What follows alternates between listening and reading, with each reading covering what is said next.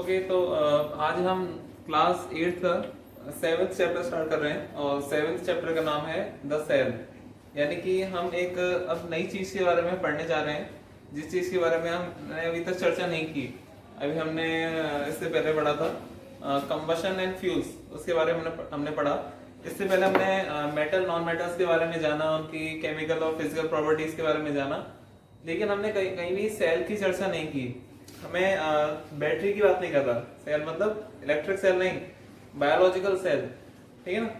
तो इसी डबल है सेल का दो मतलब होते हैं। पहला तो ये कि जो इलेक्ट्रिक बैटरी होती है उसे भी हम सेल कहते हैं, जो 1.5 वोल्ट का सेल होता है अपना। एक होता है बायोलॉजी के टर्म्स में सेल की परिभाषा, तो वो क्या होती है। देखिए जैसे ये जो ब्लैक बोर्ड है, ठीक है ना, ब्लैक बोर्ड बना हुआ है, ब्लैक बोर्ड के पीछे कई सारी ईंट लगी हुई हैं, ठीक है। तो ब्लैक बोर्ड जो बना हुआ है वो एक ईंट इधर है, एक ईंट इधर है, ऐसे कर करके पूरी ईंट ऊपर तक है। तो कोई भी जैसे कोई भी दीवार है तो कई सारी ईंटों से मिलकर बनी है। अब ये हर एक ईंट को आप समझ लीजिए एक सेल है, ठीक है। तो जैसे हम केमिस्ट्री में पढ़ते हैं कि हर एक जो सब्सटेंस है, हर एक मटेरियल जो है वो पार्टिकल से मिलकर बना हुआ है, ठीक है। और हर एक पार्टिकल्स एटम, हर एक पार्टिकल मतलब बहुत छोटे छोटे पार्टिकल से मिलकर बना हुआ है। और यदि उन पार्टिकल्स के हम अंदर भी चलते चले जाएं तो हम पाएंगे कि हर एक पार्टिकल एटम से मिलकर बना है। तो कई सारे एटम मिलकर पार्टिकल बनाते हैं, ठीक है।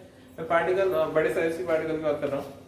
तो यानी कि हम यदि मैटर की बात करते हैं तो मैटर में कहते हैं कि मैटर जो है वो उसकी जो सबसे छोटी इकाई है, सबसे छोटी यूनिट है, वो एटम है, ठीक है। और एटम के अंदर भी उसके इलेक्ट्रॉन वगैरह वगैरह बहुत सारी चीजें आती हैं। ऐसे ही जब हम किसी जीवित वस्तु की बात करते हैं, जैसे हम इंसान है, पेड़ पौधे, पत्तियां, या जैसे कोई भी छोटे मोटे जो जीव होते हैं, तो यदि हम इनकी बात करते हैं ये किससे मिलकर बने हैं, तो ये मिलकर बने हैं। यदि हम बायोलॉजी के टर्म्स में देखें, हालांकि फिजिक्स के टर्म्स में, तो ये भी एटम से मिलकर बने हैं। इनमें भी जो प्रोटीन है, जो अमीनो एसिड है, ठीक है ना, ये इनमें ये भी यदि आप बहुत अंदर तक जाएंगे तो लास्ट में आपको एटम ही मिलेगा। बट बायोलॉजी क्या कहती है, जीव विज्ञान कहता है कि ऐसा नहीं है, मतलब ऐसा तो है, लेकिन इससे पहले यदि हम बायोलॉजी के टर्म्स में देखें तो बायोलॉजी ये कहती है कि जो कोई भी जीवित वस्तु सेल्स से मिलकर बनी है, सेल्स, ठीक है। जैसे कोई भी नॉन लिविंग ऑब्जेक्ट एटम से मिलकर बना है, ऐसे कोई भी लिविंग ऑब्जेक्ट सेल्स से मिलकर बनी है, ठीक है। इसे हिंदी में कहते हैं कोशिका, ठीक है। तो हर एक जो जीवित वस्तु है, जीवित जो भी जितनी जीवित चीजें हैं, जैसे पेड़ हुए, पत्तियां हुई, मतलब पेड़ों की पत्तियां, या कोई भी छोटे से छोटा चलने वाला कीड़ा, या कोई भी बड़े से बड़ा कोई भी जैसे बड़े से बड़ा कोई भी जानवर, तो वो सेल्स से मिलकर बना है, उसका शरीर, उसकी बॉडी, ठीक है। अब सेल्स के अंदर क्या क्या होता है उसके अंदर हम डिटेल में बाद में जाएंगे। सबसे पहले हम ये सोचते हैं कि हमें जीवित चीज क्या क्या दिखाई देती है अपने आसपास, ठीक है। तो क्योंकि हम लिविंग के बारे में बात कर रहे हैं, okay, we are talking about living. यहाँ थोड़ा गंदा हो गया, इसे अस्सी में डाल देते हैं। Okay, so we are talking about living things.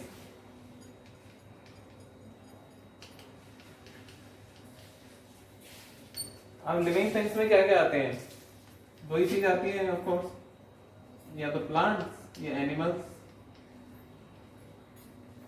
तो पौधे और जंतु ये जीवित की श्रेणी में आते हैं, ठीक है। तो जितने भी सारे पौधे आप देख सकते हैं, तो जगदीश चंद्र बसु नाम के वैज्ञानिक थे, उन्होंने बताया कि पेड़ पौधों में जान होती है। और जो जितने भी जीव जंतु हैं वो तो उनमें जान होती है, उनमें से हम एनिमल्स की कैटेगरी में आते हैं। बाकी जितने भी एनिमल्स के अलावा जितने भी जीवित एंटिटीज हैं वो प्लांट की कैटेगरी में आती हैं। जैसे आप हरे हरे चीजों को देख रहे हैं, हरी भरी चीज ऐसे हरी भरी टी शर्ट नहीं, जो एक बीज से स्टार्ट होते हैं और जिनमें जिनकी जड़ होती हैं, जिनमें तने होते हैं, जिनकी पत्तियां होती हैं, ठीक है, और बहुत सारी चीजें हैं, तो उनके बारे में हम जानेंगे। और एनिमल्स एनिमल्स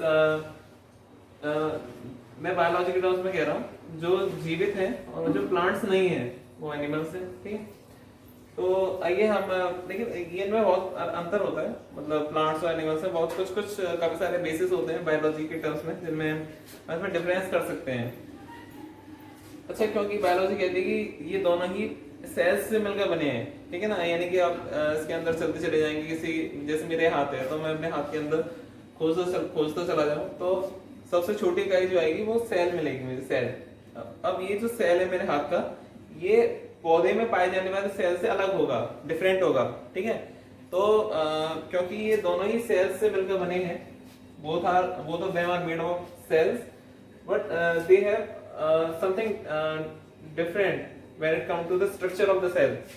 तो इन दोनों की जो सेल्स की बनावट होती है, जो सेल की संरचना होती है, इनकी कोशिका संरचना जो होती है पौधों की और पशुओं की, वो अलग अलग होती है, ठीक है। यानी कि हमारा सेल, हमारा या किसी भी एक कीड़े पतंगे या किसी भी आप कह सकते हैं कि किसी भी बैक्टीरिया का सेल भी एक पौधे के सेल से अलग होगा।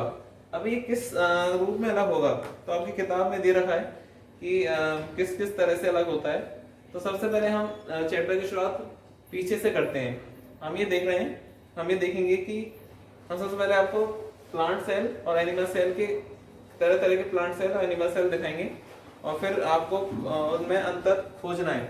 आपको उनकी संरचना में उनमें आपको क्या क्या अंतर लग रहे हैं देखने पर, वो आपको खोजने हैं। तो चालू करते हैं। तो यहाँ देखिए मेरे पास ये माइक्रोस्कोप है। माइक्रोस्कोप में मैंने एक स्लाइड तो लगा रखी है और एक स्लाइड इधर रखी है। ये मेरे पास प्याज की झिल्ली की स्लाइड है, और इसमें जो लग रही है ये मेरे पास स्टोमेटा की स्लाइड है, ठीक है। स्टोमेटा क्या होते हैं? पौधे पत्तियों में ऐसे छिद्र होते हैं, ऐसे छेद होते हैं जहाँ से पत्तियाँ सांस लेती हैं, यानी कि उनमें गैसों का आदान प्रदान होता है, तो वैसे छेद होते हैं। तो हम स्टोमेटा को देखने की इस माइक्रोस्कोप से कोशिश करते हैं। तो मैं कोशिश करूँगा कि थोड़ी अच्छी तस्वीर इसमें आपको देखने को मिल जाए। कहाँ है इसका लेंस? ओके, चलिए देखिए, ये देखिए, यदि हम थोड़ा इसे थोड़ा एडजस्ट करते हैं तो ये देखिए, ये स्टोमेटा की ओपनिंग है, ठीक है। ये देखिए, अब इसके ये स्टोमेटा तो आपको दिखाई दे रहा होगा, इसमें इसके आसपास जो आपको सेल्स दिखाई दे रही हैं, इसके आसपास जो आपको स्ट्रक्चर्स दिखाई दे रहे हैं, उन पर भी आप ज़रा गौर कीजिए, और उनकी संरचना को नोट कीजिए कि वो दिख कैसे रहे हैं, ठीक है। आप चाहें तो इसे पॉज कर सकते हैं, यदि आप इसे तेज़ रोशनी में देखना चाहें तो ये थोड़ा आपको डिस्टॉर्टेड दिखेगा। ये देखिए, यदि आप इसे रोशनी इसकी कम कर देते हैं तो देखिए आपको ऐसे दिखेगा, ठीक है। इसके आसपास वाले से अब मैंने इसमें एक प्याज की झिल्ली की स्लाइड लगा रखी है, और मैं इसे 250x पर देखता हूँ। तो अब यहाँ देखिए,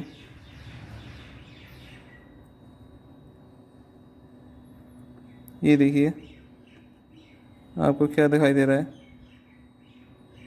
उसे ध्यान से देखने की कोशिश कीजिए।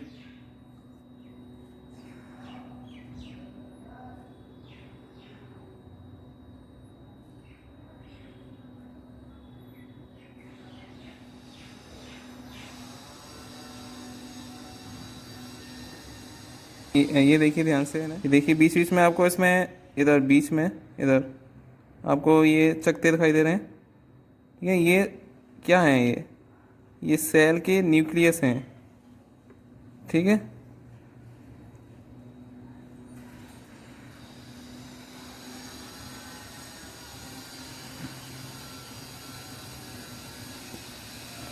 चलिए सेल को थोड़ा बड़ा करके देखते हैं। देखिए, अब सेल को अब ध्यान से देखिए, इस ऑनियन पील के सेल को अब ध्यान से देखिए। मैं तो इसे थोड़ा आगे पीछे करता जाता हूँ। ये देखिए, ध्यान से देखिए इसे। ये देखिए, इसकी बाउंड्रीज को देखिए। ये देखिए,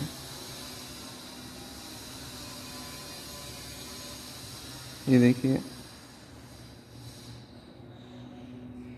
ये देखिए, ये जो चकते हैं ये न्यूक्लियस हैं, सेल के नाभिक। ठीक है, देख पा रहे हैं?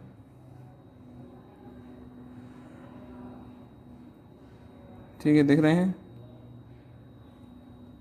ठीक है, जो दिख रहा है वो है एक अमीबा। अमीबा जानते हैं आप क्या होता है? 7th क्लास में आपने पढ़ा होगा। एक कोशिकीय जीव, यानी कि जिसमें एक सिंगल सेल होता है, तो वो होता है अमीबा। अमीबा एक अलग जीव होता है, ठीक है। तो हम अमीबा को ध्यान से देखिए, और जो प्लांट सेल था इससे पहले जो आपने देखा था, उसके साथ इसकी तुलना कीजिए। इसकी बाउंड्री कैसी है, उसकी बाउंड्री कैसी थी, ठीक है, सब पे सोचिए कि नहीं। ये अमीबा थोड़ा मैंने अब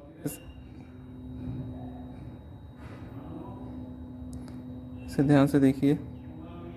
ठीक है, देख लिया? यहाँ पे आप देख सकते हैं ये है फ्लोएम सेल्स, ठीक है। ये पौधों में होती हैं, ये प्लांट सेल है, ठीक है।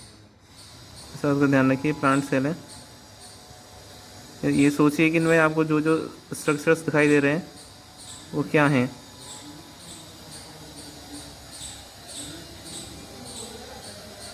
देख सकते हैं यहाँ, देखिए आपको जो दिख रहा है इसे कहते हैं हाइड्रा। तो मैं आपको स्लाइड दिखा देता हूँ एक बार। ये हाइड्रा की स्लाइड है, ठीक है। और ये एक ऑर्गेनिज्म होता है, ठीक है ना। ये पानी में पाया जाता है, इसे हाइड्रा कहते हैं। और पानी में पाए जाने की वजह से शायद इसका नाम हाइड्रा पड़ा होगा, कि हाइड्रा जो होता है वो वाटर से संबंधित होता है। तो मैं आपको इसको आगे पीछे करके दिखाने की कोशिश करता हूँ। देखिए, ये देखिए, इसकी चार दीवारियों को ध्यान से देखिए, इसकी आंतरिक संरचनाओं को ध्यान से देखिए, ठीक है। ये एक मल्टी सेलुलर ऑर्गेनिज्म है, ठीक है ना। यानी कि ये एक सेल नहीं है पूरी, ये कई सारी सेल्स से मिलकर बना है। वो पैरामीशियम नामक एक ऑर्गेनिज्म होता है, उसकी स्लाइड है, ओके। तो यहाँ पे आप देखें, ये देखिए आगे जो आपको ये एक राजमा जैसा दिखाई दे रहा है, आगे आगे लेफ्ट में सबसे ऊपर। देखिए, मैं आपको थोड़ा जूम करके दिखाता हूँ ताकि थोड़ा अच्छा दिखे। ये देखिए, सबसे ऊपर जो है, सबसे ऊपर ये ना, ये पैरामीशियम।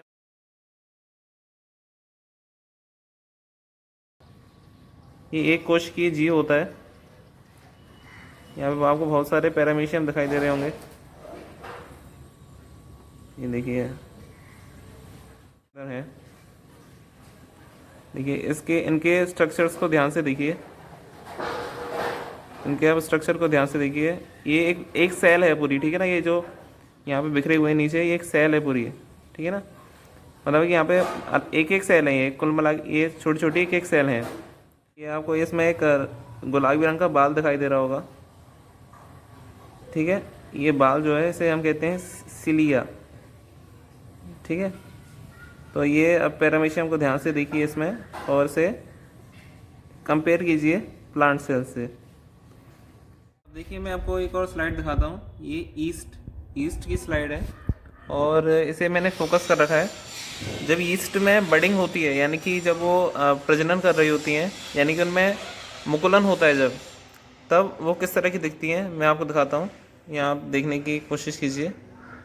तो यहाँ देख सकते हैं, ये जो आपको छोटी छोटी बिंदी सी दिखाई दे रही हैं, हर एक बिंदी एक ईस्ट सेल है। सारी ईस्ट सेल यहाँ पे हैं, पेड़ों में इसका इस्तेमाल होता है। ये देखिए, ये देखिए, दोबारा देखिए, ठीक है। ये एक एनिमल सेल है, ईस्ट सेल एक एनिमल सेल है, ठीक है, इसे थोड़ा स्लाइड को घुमा के दिखाते हैं।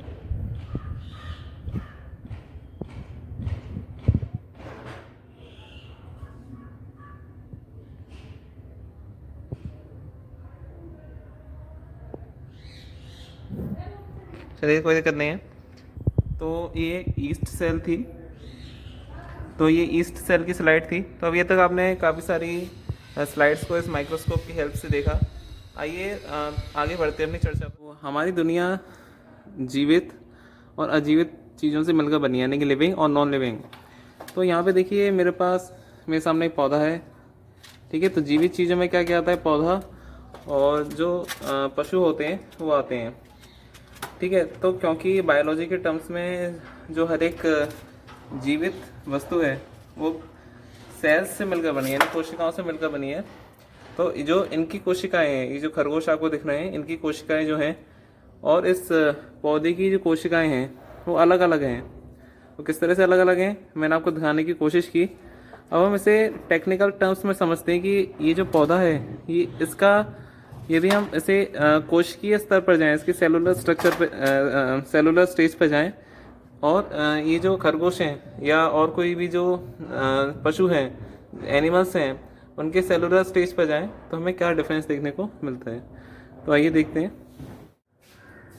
तो हम कल से आगे कंटिन्यू करते हैं। कल हमने आपको एक इंट्रोडक्शन देके छोड़ा था कि जो हमारी जितनी भी आप इस सृष्टि में जितनी भी जीवित वस्तुएं देखते हैं, जितनी भी जीवित एंटिटीज देखते हैं, जैसे पौधे हुए, चाहे वो एनिमल्स हुए, यानी कि पौधे या पशु पक्षी, तो इनकी जो बनावट है, जो इनकी कोशिका संरचना है इनकी, जो यदि हम इसके जैसे आपको एक चिड़िया दिखाई दे रही है, तो चिड़िया के यदि हम अंदर तक चलते चले जाएं उसे हम उसकी बाल की खाल निकालते चले जाएं, जिसे कहते हैं, तो हमें जो लास्ट स्टेज पर मिलेगा वो एक सेल मिलेगा। हम देखते हैं कि जो सारी चीजें हैं वो सेल्स से मिलकर बनी है।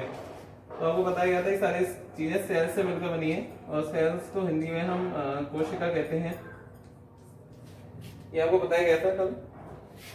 अब हमने दो तरह के सेल्स देखे, प्लांट सेल और एनिमल सेल, ठीक है ना। मैंने आपको कई तरह के एग्जांपल्स दिखाए, और अब हम इसमें डिफरेंस करेंगे कि इनमें क्या डिफरेंस है। लेकिन उससे पहले हमें एक बात समझ लेनी जरूरी है कि जैसे ईंटों के लगाने से दीवार बनती है, ऐसे ही कई सारे सेल्स मिलकर टिश्यू बनाते हैं, ठीक है। तो सेल्स जो हैं वो मिलकर क्या बनाते हैं? टिश्यू, ठीक है ना। टिश्यू को हिंदी में कहते हैं ऊतक। अभी मैंने आपको जाइलम टिश्यू दिखाया था, ठीक है। तो जाइलम टिश्यू को एक और बार देखते हैं, तो उसे इसको समझने की कोशिश करते हैं। तो ये जो मैं आपको दिखा रहा हूँ, ये जाइलम टिश्यू है, जाइलम, ठीक है ना। ये जाइलम टिश्यू पेड़ पौधों में पाया जाता है, और इसका काम क्या होता है? ये जो पानी होता है, ये पानी पेड़ पौधों के हर भाग तक पहुंचाता है, ठीक है ना। ये तनों में पाया जाता है। ये एक सेल नहीं, ये टिश्यू है, टिश्यू, ठीक है ना। अब देखिए ये इसे हम माइक्रोस्कोप में देख रहे हैं, और मैं आपको स्लाइड दिखा देता हूँ इसकी। देखिए लिख रहा है, तो ये जो जाइलम है ये एक टिश्यू है, और टिश्यू सेल्स से मिलकर बना होता है, यानी कि group of cells is called tissue, ठीक है ना। इसे चलिए थोड़ा जूम करके देखते हैं। देखिए आप यहाँ देख सकते हैं, ये जो जाइलम टिश्यू है ये सेल्स से मिलकर बना हुआ है, ठीक है ना। इसकी सेल्स कैसी हैं, इस पर ज़रा एक बार गौर कीजिए, इसे नोट कीजिए, और चाहें तो आप इसकी फ़ोटो सेव कर सकते हैं, ठीक है ना। इसे हम थोड़ा जूम आउट कर देते हैं। देखिए आप देख सकते हैं, पूरा आपको दिख रहा होगा, ठीक है ना। इसके सेल्स को ध्यान से देखिए, इसकी बाउंड्रीज को देखिए, ठीक है ना। आपको ध्यान रखना है, आपको तुलना करनी है इसकी एनिमल सेल्स से, जो हम आपको दिखाएंगे अभी। तो इसको ज़्यादा ध्यान में रखिए, ये एक प्लांट टिश्यू है पूरा, ठीक है ना। और उसके अंदर जितने सारे छोटे छोटे सेल्स हैं, ये जो नीले रंग की आप देख सकते हैं, ये सेल्स हैं। सेल्स से टिश्यू बनते हैं, और टिश्यू के कॉम्बिनेशन से ऑर्गन यानी कि अंग बनते हैं, अंग, और अंग के कॉम्बिनेशन से पूरी बॉडी यानी कि ऑर्गेनिज्म बनता है। तो हमारे अंदर भी सेल्स हैं, सेल से टिश्यू बने, टिश्यू से ये सारे हाथ पैर ये सब बने, और इन टिश्यूज से, इन हाथ पैरों से सब ये पूरा हमारा शरीर बना। ओके, तो सेल से टिश्यू बनते हैं, लाखों सेलों से टिश्यू बनते हैं, लाखों टिश्यू से ऑर्गन बनते हैं, कई सारे ऑर्गन से बॉडी बनती है, ऑर्गेनिज्म बनता है। ओके, आइए जैसे कि हमने ऑब्जर्व किया अभी तक कि प्लांट सेल और एनिमल सेल, तो हमने देखा माइक्रोस्कोप से, तो उसका हमें फायदा मिलना चाहिए। ठीक है, तो हमने क्या क्या देखा, क्या क्या ऑब्जर्व किया। सबसे पहले प्लांट सेल जो होता है उसमें एक इस तरह की, जैसे मैं एक प्लांट सेल को एक रफ डायग्राम में ड्रॉ करता हूँ। मान लीजिए कोई प्लांट सेल है, मान लीजिए कल्पना के तौर पर, तो ये जो मैंने लाइंस ड्रॉ किए हैं, ये एक सेल, दूसरा सेल, तीसरा सेल, चौथा सेल, ये जो बाउंड्रीज हैं ये है सेल वॉल, सेल वॉल। ठीक है, सेल वॉल या इसे कहते हैं हम कोशिका भित्ति। ये जो सेल वॉल है ये केवल प्लांट सेल में ही पाई जाती है, एनिमल सेल्स में ये सेल वॉल नहीं पाई जाती। एक तरह की ये आउटलाइन, डार्क आउटलाइन, जैसे हाईलाइटेड आउटलाइन होती है वैसे ही होती है। तो ये केवल पौधों जो पादप कोशिका है, इसे हिंदी में पादप कोशिका, इसे जंतु कोशिका कहते हैं। तो प्लांट सेल में केवल ये सेल वॉल पाई जाती है, एनिमल सेल में सेल वॉल नहीं पाई जाती। तो यहाँ पे हम लिखते हैं एब्सेंस ऑफ सेल वॉल।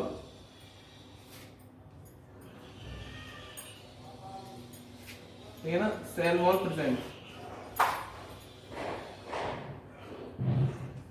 इसे आप बुक से देख सकते हैं, ये पेज नंबर 81 पर इसमें सब कुछ लिखा हुआ है। इसके बाद है प्लांट सेल में एक या दो वैक्यूल्स होते हैं, वैक्यूल्स। वैक्यूल्स क्या होते हैं? ये वैक्यूल्स के बारे में से नहीं पढ़ते हैं, इसमें से दे रखा हो।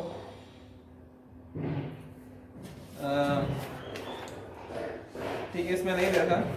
तो वैक्यूल्स क्या होते हैं? वैक्यूल्स एक खाली खाली जगह होती हैं। ठीक है, तो वो प्लांट सेल में पाई जाती है और एनिमल सेल में नहीं पाई जाती, या यदि पाई भी जाती है तो स्मॉल होती है, बहुत छोटी छोटी साइज की होती है। प्लांट सेल में प्लास्टिड्स होते हैं, प्लास्टिड्स, प्लास्टिक नहीं, प्लास्टिड। यहाँ एनिमल सेल में किसी तरह कोई प्लास्टिड नहीं होता। ठीक है ना, प्लांट सेल में लाइसोसोम्स नहीं होते, एनिमल सेल में लाइसोसोम्स होते हैं। ठीक है, सबसे पहले तो इसमें कि सेल वॉल नहीं, सेल वॉल नहीं होती एनिमल सेल में। प्लांट सेल में सेल वॉल होती है, लेकिन सेल मेम्ब्रेन, ठीक है, सेल मेम्ब्रेन दोनों में ही होती है। ठीक है, तो ये डिफरेंस आप बुक से और एक बार इसे ध्यान से पढ़िएगा। मैंने आपको लाइव एग्जांपल्स देके समझाया तो और अच्छा मुझे लगता है कि क्लियर होगा आपको।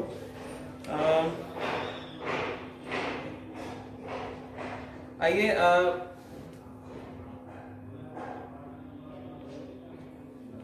देखिए, प्लांट सेल्स में ये जो होता है प्लास्टिड्स, ठीक है ना, प्लास्टिड्स में क्लोरोप्लास्ट होते हैं। ठीक है ना, प्लास्टिड्स जो होता है वो क्लोरोप्लास्ट के तौर पर होता है। इसमें क्लोरोफिल होता है, ठीक है, जो कि फोटोसिंथेसिस के लिए जरूरी होता है। अब ये प्लास्टिड्स केवल प्लांट सेल्स में ही होते हैं, क्योंकि प्लांट सेल, इसलिए प्लांट सेल ग्रीन होते हैं। तो प्लास्टिड्स में क्लोरोप्लास्ट होता है, जो कि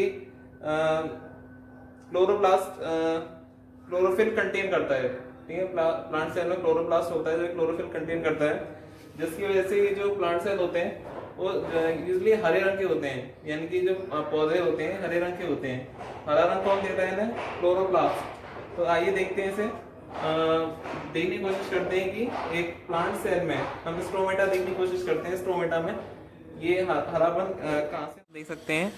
ये जो स्लाइड में दिखा रहा हूँ आपको, ये स्ट्रोमेटा की स्लाइड है। ये जो स्ट्रोमेटा आप इसमें देख सकते हैं, ये इसमें मैंने कोई भी डाई नहीं डाली हुई है। इस स्लाइड में आप देख सकते हैं, इधर मैंने किसी भी तरह की कोई डाई नहीं डाली है ना। तो सीधे ये जिसका जो नेचुरल कलर है वो मैं आपको दिखा रहा हूँ। तो ये देखिए यहाँ पे स्ट्रोमेटा आप देख सकते हैं, ये देखिए, इसके आसपास सेल्स भी देखिए आप, उन सेल्स की बाउंड्रीज भी देखिए, उन सेल्स की बाउंड्रीज भी देखिए आप, ध्यान से देखिए, ध्यान से। ये देखिए गार्ड सेल है, ठीक है, ध्यान से देख सकते हैं, ये देखिए। तो ये जो स्टोमेटा है ये ग्रीन कलर का है, ठीक है ना, ये ग्रीन कलर का है, ये देखिए, ठीक है, ये ग्रीन कलर का है। और उसके आसपास के जो सेल्स हैं उन्हें भी ध्यान से देखिए, उनकी जो मोटी मोटी जो दीवार हैं जिसे हम सेल वॉल कहते हैं उसे देखिए। और स्टोमेटा को भी देखिए। स्टोमेटा ग्रीन क्यों है? क्योंकि इसमें एक पिगमेंट है जिसे हम क्लोरोप्लास्ट कहते हैं।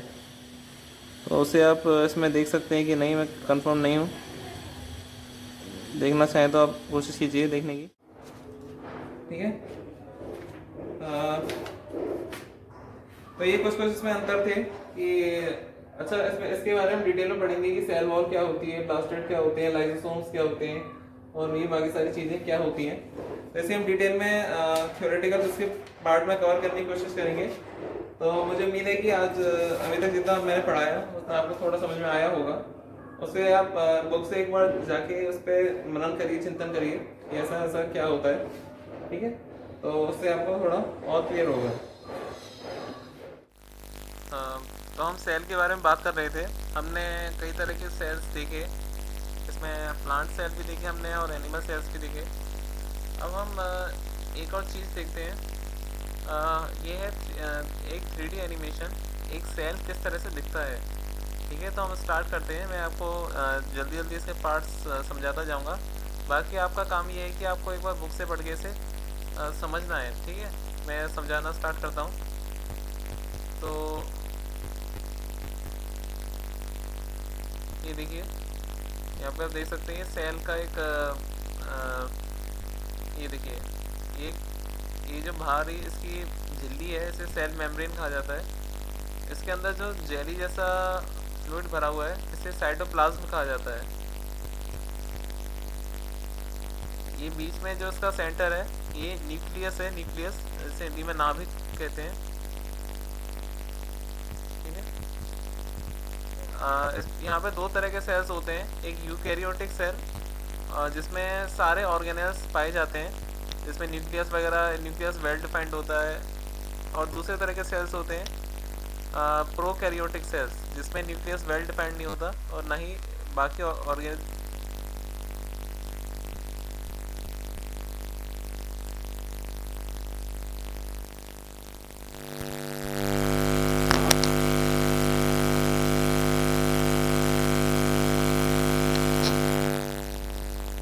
और ना ही बाकी अदर ऑर्गेनिजम्स पाए जाते हैं, ठीक है। हम थोड़ा से पॉज करते हैं इधर।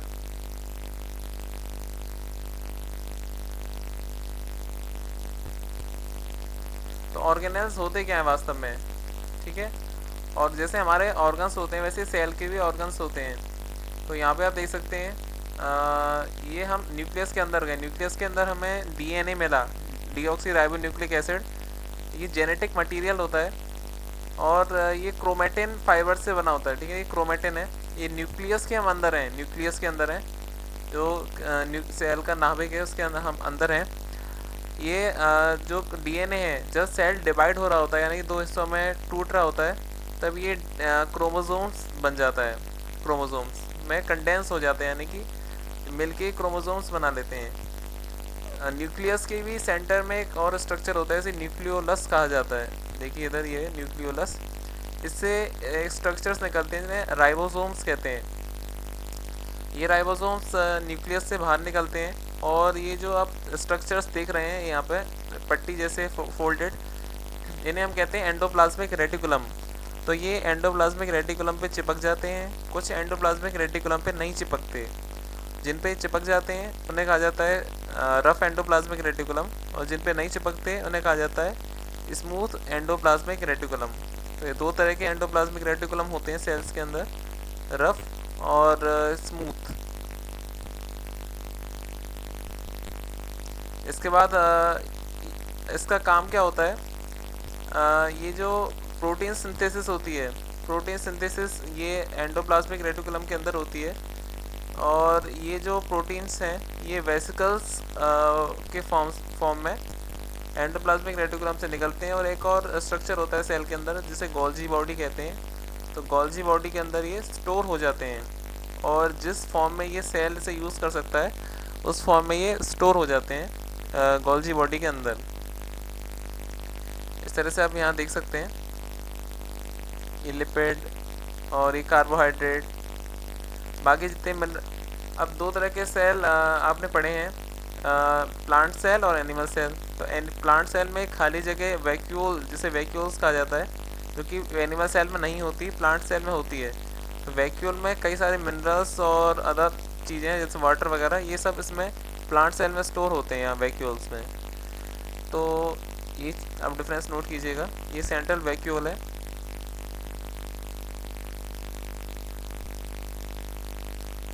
अब ये लाइसोसोम्स होते हैं सेल्स के अंदर, जो कि गार्बेज कलेक्टर होते हैं, जो कूड़ा करकट जो होता है सेल के अंदर उसे ये बटोरते हैं, और बटोर के ये उसे नष्ट कर देते हैं। यहाँ आप माइटोकॉन्ड्रिया देख सकते हैं। माइटोकॉन्ड्रिया पावर हाउस कहा जाता है सेल का, यानी कि बैटरी है सेल की। सेल को जो एनर्जी होती है सेल की, जो सेल जो एनर्जी यूज़ करता है वो ये प्रोड्यूस करते हैं एनर्जी को, ये एनर्जी का निर्माण करते हैं, इसलिए पावर हाउस कहे जाते हैं सेल के। नहीं ना, ये एनर्जी बनाते हैं रेस्पिरेशन के थ्रू।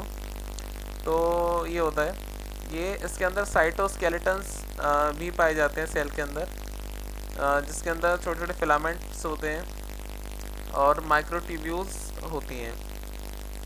ठीक है।